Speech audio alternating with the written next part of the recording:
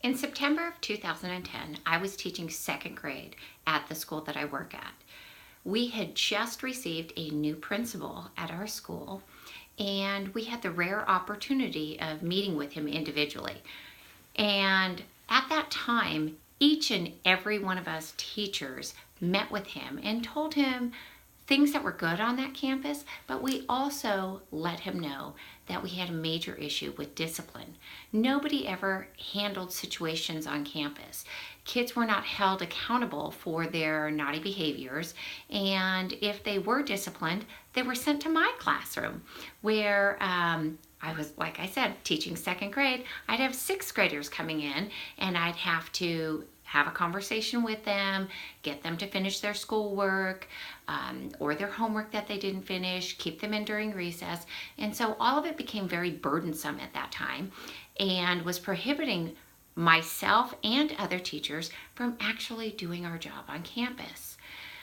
When we met with our principal, it was unanimously brought to his attention that we needed something to help us.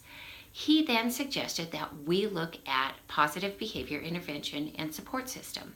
So I sat down with him along with a few of my other colleagues that we formed a focus group, and we focused on PBIS and learned all about it.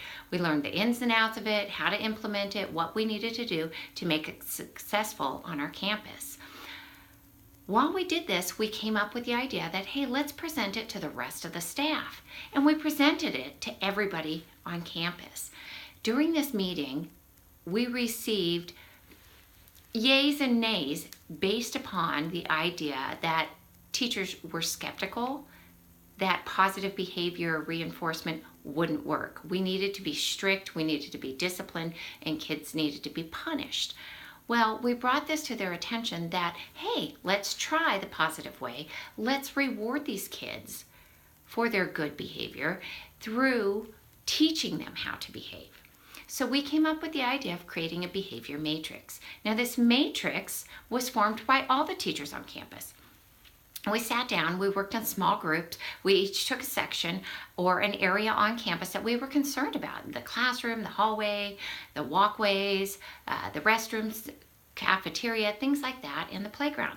So we would look at those, and we came up with the desirable behaviors that we were looking for the kids to show us. So we ended up creating two matrices, one for outside the classroom and one for inside the classroom. All teachers had a vote on it, and we had buy-in. It became very, very successful. Through the last 6 years of implementation, we have taught students how to behave.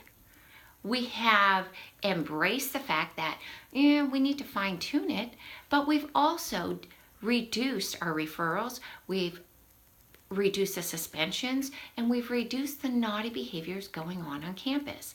Through the tiered intervention program, we have probably a 2% of our entire school on a tier 3 level, which is precise intervention, helping those children. Now, knowing that we are being successful with this, it made me stop and pause to look at where we could better our implementation of using the matrix.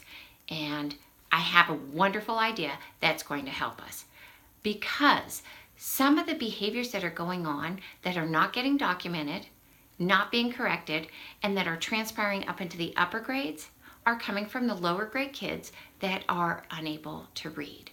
Our students in TK through second grade cannot read the wordy matrix that we put up on the wall in the classroom. And it's not their fault.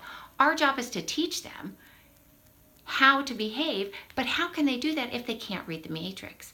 What we need to do, and I need every single one of you to help me with this, because it's all of us working together to help these students learn and acquire the behaviors that we expect of them.